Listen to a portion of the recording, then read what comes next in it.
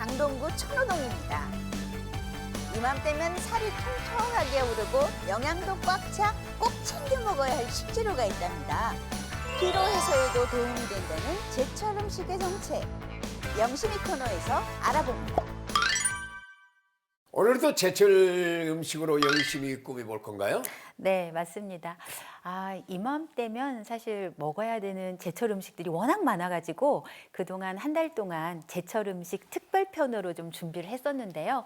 오늘은 그 중에서도 이맘때 꼭 챙겨 먹어야 할 제철 음식의 끝판왕을 준비해왔습니다.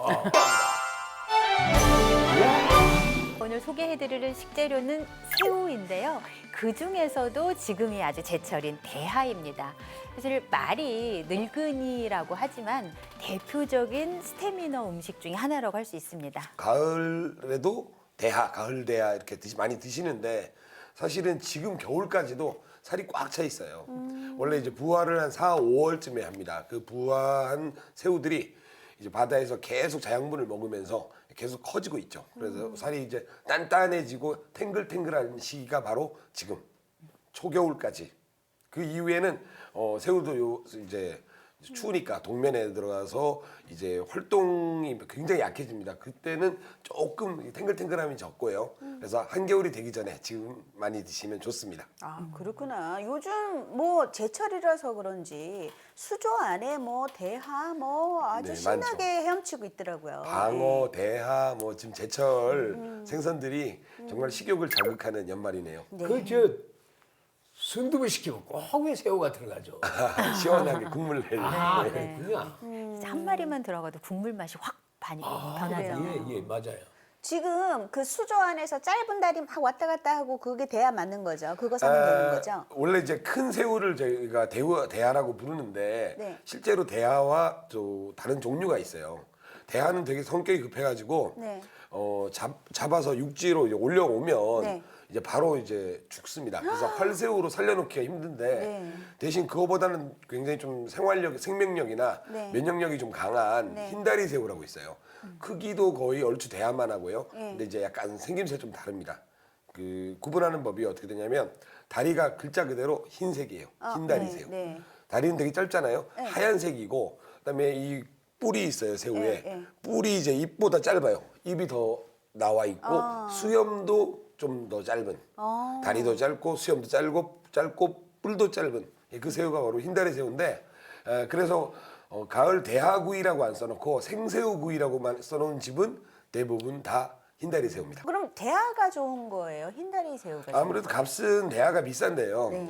양식을 이제 많이 합니다. 흰다리 새우를. 그래서 그 씹는 맛이나 그 진한 맛은 좀 비슷한데 아무래도 대하가 머리 쪽 부분이 훨씬 더 이제 농축된 그런 새우 특유의 향이 더 강합니다. 근데 뭐 머리 부분은 생선은 대가리라고 그러지? 네. 네네. 예, 대가리 부분은 뭐 콜레스테롤이 많다고 막 그래가지고 안 먹고 그러잖아. 네, 새우에 들어있는 콜레스테롤의 비밀은 제가 조금 이따가 그리고 이 대하하고 흰다리 새우를 구분하는 이유가 사실은 맛은 이렇게 예민하신 분은 구분을 가능할지 몰라도 대부분은 사실 이렇게 맛의 차이를 많이는 잘 못 느끼는 것 같아요. 근데 가격 차이는 확실히 많이 나는 것 같아요. 오호. 한 두세 배 정도 많이 차이가 나요. 그래서 상대적으로 흰다리 새우가 싼데도 그거를 대하인 줄 잘못 속아서 비싸게 주고 어머. 사는 경우들이 있기 때문에 사실은 지금 설명해 주신 것처럼 이렇게 구분하는 방법을 좀 알아두시면 좋을 것 같아요. 근데 대하든 흰다리 새우든 영양 성분으로 보자면 크게 다르지는 않습니다. 기본적으로 이제 100g을 기준으로 했을 때 칼로리는 한 90kcal 정도 되기 때문에 칼로리는 좀 낮은 편에 속하고요. 이 새우가 특히 다이어트에 좋은 이유가 지방 함량이 아주 낮아요. 지방은 한 1.3% 정도밖에 되지 않고 단백질은 한 19% 정도 되니까 일반 육류, 살코기 정도 수준의 단백질을 가지고 있습니다. 그리고 또 미네랄도 아주 많은데요. 특히 칼슘 함량이 아주 높아서 일반적인 바다 생선보다는 한 3배에서 4배 정도 칼슘이 더 많고요. 육류보다는 한 7배에서 8배 정도 칼슘 함량이 높으니까 여성분들 특히 이제 또 겨울에는 아무래도 야외 활동들도 적으면서 이렇게 뼈 건강 신경 쓰시는 분들이 많은데 그런 분들한테는 아주 좋은 식품이라고 할 수 있습니다. 그렇구나. 뭐 제가 듣기로는 콜레스테롤이 높다는 이야기가 있어요. 새우가요. 그래서 네. 이렇게 눈앞에 두고도 이거를 조절을 해야지 이렇게 해서 먹는데 맞나요? 실제로 이렇게 새우에 콜레스테롤이 많아서 드시기를 좀 꺼려 하시는 분들이 많이 있습니다. 그래서 과연 진실일지 그 내용을 제가 퀴즈로 한번 풀어보도록 하겠습니다. 네. 네, 좋습니다. 새우에 정말 콜레스테롤이 많이 함유가 돼 있을까요? 저는 많이 함유가 돼 있다라고 선택하겠습니다. 예. 왜냐면 그동안 이렇게 참았는데 안 먹고. 네. 예. 억울하죠. 없다면 억울하잖아요. 난 지금 예. 곧 어중간해가지고 네. 먹을까 말까 하다가 약간 배워볼까 쪽쪽 빨아먹고 콜레스테롤이 많이 함유가 돼 있다? 아니다. 있다 없다 없다? 그 중간에 아 중간. 네. 그래 저는- 적당히 함유돼 있다. 네. 많이 말고 적당히. 아, 네네. 적당히. 저는 뭐 보기에 바로 답을 알고 있죠. 아 예. 그래요? 진실입니다. 왜냐하면 새우가 콜레스테롤이 높다는 거는 너무나 잘 알려진 사실이고요. 네. 대신 그걸 다 먹는다고 먹는 만큼 체내에 쌓이는 건 아니라고 또 들어가지고요. 일단 정답부터 말씀드리면 새우는 콜레스테롤을 많이 함유하고 있는 식품이 맞습니다. 맞대요. 맞아요. 역시 제가 자, 그런데 주워 들은 게 많아요. 네, 그런데 지금 이유석 선생님께서 말씀해 주신 것처럼 새우에는 콜레스테롤 함량이 높은 건 높지만 내가 새우를 먹었을 때 내 혈중 콜레스테롤 수치가 막 올라가지는 않아요. 자, 일단 함량으로 보자면 새우에 들어있는 콜레스테롤은 돼지고기보다 한 4배 정도 더 많이 함유가 돼 있습니다. 그런데 콜레스테롤 함량은 함량이지만 몸에 들어왔을 때 혈중 콜레스테롤을 높이는 걸 우리가 콜레스테롤 지수라고 별도의 점수가 있어요. 근데 새우는 그 콜레스테롤 지수가 굉장히 낮아요. 한 5 정도밖에 되지 않기 때문에 오히려 빵이나 케이크 같은 경우는 콜레스테롤이 없을 것 같지만 우리 몸에 들어왔을 때 콜레스테롤을 높이기 때문에 그게 훨씬 더 한 6배 정도 콜레스테롤을 더 많이 높이는 것으로 되어 있습니다. 자, 이렇게 콜레스테롤이라고 하는 건 많이 함유되어 있다고 중요한 게 아니라 내가 먹었을 때 사실은 내인성으로 우리 몸에서 만들어지는 콜레스테롤이 훨씬 더 많기 때문에 함유량이 높아도 내 몸에 크게 영향을 미치지 않는 식품들이 있어요. 대표적인 게 이런 새우라든지 뭐 오징어라든지 달걀 이런 것들은 콜레스테롤 많이 함유하고 있지만 몸에서 직접적으로 올리지는 않는다는 거. 그래서 조금 안심하고 드셔도 되고요. 또 하나 이렇게 새우에 콜레스테롤이 많지만 콜레스테롤을 좀 높이지 않는 또 다른 이유가 바로 타우린이라고 하는 성분이 많이 함유가 돼 있기 때문입니다. 타우린 피로회복제에 들어있는 게 맞아요. 바로 타우린이죠. 맞습니다. 피로해소 음료 네네. 네. 피로 회복제에 꼭 들어가는 게 타우린인데요. 이 타우린이 이렇게 피로 회복에도 좋지만 면역력을 높이는 데도 좋고요. 혈당이나 혈압을 낮추는 효과가 있어요. 그리고 또 여기에다가 콜레스테롤을 낮추는 효과가 있기 때문에 아까 제가 오징어도 마찬가지라고 말씀드렸잖아요. 이렇게 네. 타우린이 함께 들어있는 식품들은 콜레스테롤이 높아도 체내 콜레스테롤을 많이 높이지 않습니다.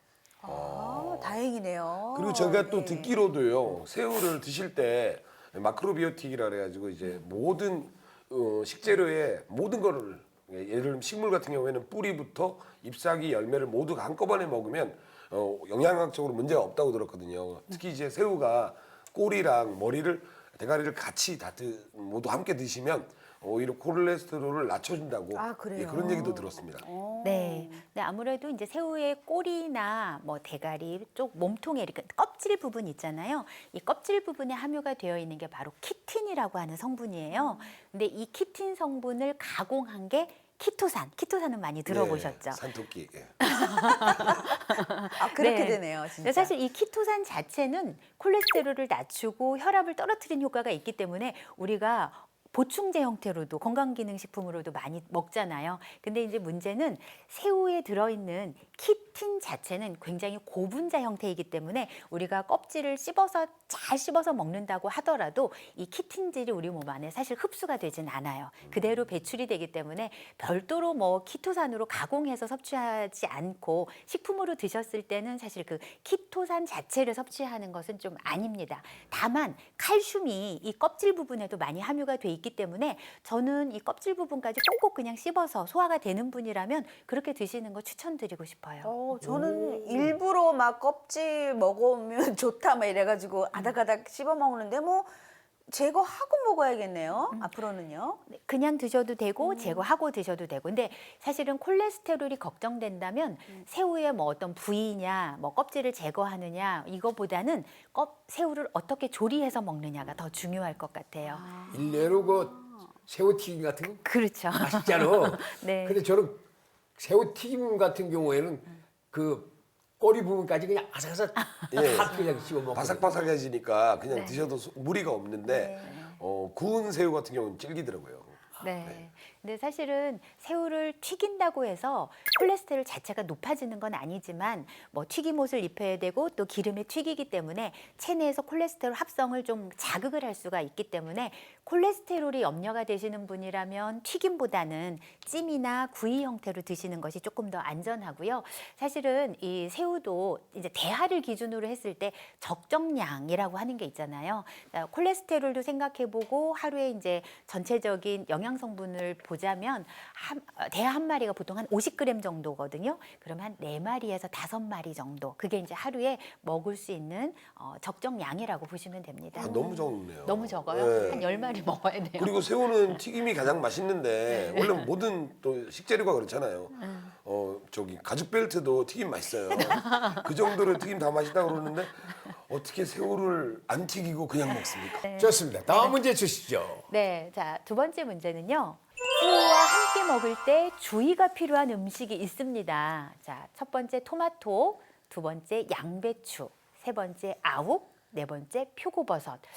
아 이건 진짜 힌트 조금이라도 좀 주시면. 일단 뭐 아욱국에다가 맞아요. 그건 맛있잖아. 새우는. 그렇죠. 새우 아욱국이 있잖아요. 네. 아 그래요? 아욱 하려고 그랬는데. 그러면 저는 표고버섯으로 하겠습니다. 표고도 감칠맛. 예. 새우 볶음 할 때. 그러면은 토마토하고 그 새우 파스타가 있으니까요. 네, 다 저는 있네요. 그럼 양배추로 그래서 제가- 하겠습니다. 그래서 힌트를 조금 줘야 되겠다. 네. 저도 감사합니다. 양배추요. 저도 양배추. 그래요? 왜냐면 다 궁합이 괜찮은 것 같은데 네. 양배추가 원래 이제 위장에도 좋고 네. 달달한 맛도 좋고 다 좋은데 양배추가 좀 양이 많잖아요. 네네. 그러다 보니까 이게 너무 달아서 네. 많이 먹다 보면 새우를 많이 못 먹어요. 새우의 섭취를 방해하는 그게 바로 양배추. 지어내신 거죠 방금? 아니 일리 있어. 상상을 해보니까 그래요. 양배추는 어떻게 먹어요? 네, 선생님은 답이 저요? 양배추요? 일단 힌트는 그렇죠. 일리 있죠. 굉장히 의외입니다. 의외. 네. 굉장히 어울릴 것 같은데 어울리지 않는 거예요. 토마토인가 봐요. 그럼 아욱. 자, 일단 정답은 토마토입니다. 토마토인가 토마토. 봐 했더니 토마토에 어머. 근데 파스타에 정말 많이 들어요. 새우, 그럼요. 해산물 칠리 파스타 이럴 때 보면 토마토에다 칠리 넣고 많이 하잖아요. 네. 그러니까 토마토 소스도 그렇지만 사실은 이제 왜냐하면 새우와 토마토는 약간 소화불량을 일으킬 가능성이 있어요. 왜냐하면 이제 새우에는 단백질 함량이 굉장히 높다라고 말씀드렸고 또 칼슘이 굉장히 많이 함유가 돼 있는 식품인데 토마토에는 탄닌이라고 하는 성분이 함유가 돼 있어요. 근데 토마토뿐만 아니라 많은 과일에 이 탄닌이 함유가 되어 있거든요. 근데 이 탄닌하고 단백질, 칼슘 이런 것들이 만나게 되면 침전물을 형성해요. 그러니까 소화가 잘 되게 도와주는 게 아니라 조금 소화를 더디게 만드는 그 효과가 있을 수 있기 때문에 또 흡수도 좀 방해를 할 수 있고요. 그래서 사실은 이렇게 새우와 토마토뿐만이 아니라 해산물은 대부분 새우와 비슷한 영양 성분들을 가지고 있기 때문에 과일하고 이렇게 함께 많은 양을 곁들여서 드시는 건 아주 좋은 궁합은 아니라고 볼 수 있습니다. 그래서 뭐 절대 먹으면 안 된다는 아니지만 이렇게 만약에 드신다면 약간 시간차를 좀 두고 드시는 게 더 좋으실 것 같아요.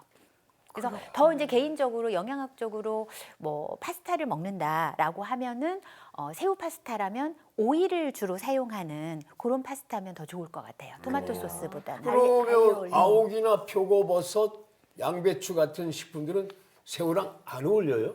아니 잘 아, 어울려요. 어울려요? 잘 어울리죠. 특히 이제 서로 영양 성분을 좀 보완해주는 그런 효과가 있습니다. 일단 양배추에는 비타민 C와 식이섬유가 굉장히 많이 함유가 돼 있기 때문에 새우에 부족한 비타민과 식이섬유를 보완해줄 수가 있고요. 또 표고버섯에는 비타민 D가 함유가 되어 있어서 새우의 풍부한 칼슘 흡수를 도와주는 아주 좋은 궁합이라고 할 수 있어요. 또 그 표고버섯에는 이 에르고스테롤 같은 성분이 함유가 돼 있어서 새우에 그나마 또 들어있는 콜레스테롤 흡수를 좀 낮춰주는 그런 효과도 있습니다. 야, 오늘 저녁은 뜨끈뜨끈하게 아욱국 끓여서 이렇게 먹어야겠어요. 새우 넣고요. 건새우로 많이 끓이는데 아, 좋죠, 그냥 좋죠. 생새우로 끓여도 맛있을 것 같아요. 좋죠. 예. 그래서 만약에 이제 오늘 또 대하를 사러 나가시겠다 하시는 분이라면 좀 싱싱한 대하 고르는 방법 팁으로 하나 드릴게요. 우선 이제 껍질 부분이 윤기 있고 탄력 있고 투명하고 이 세 가지를 보시면 됩니다. 그래서 껍질이 좀 윤기가 있는지 투명한지 탄력이 있는지 손으로 조금 만져보시는 것도 괜찮을 것 같고요.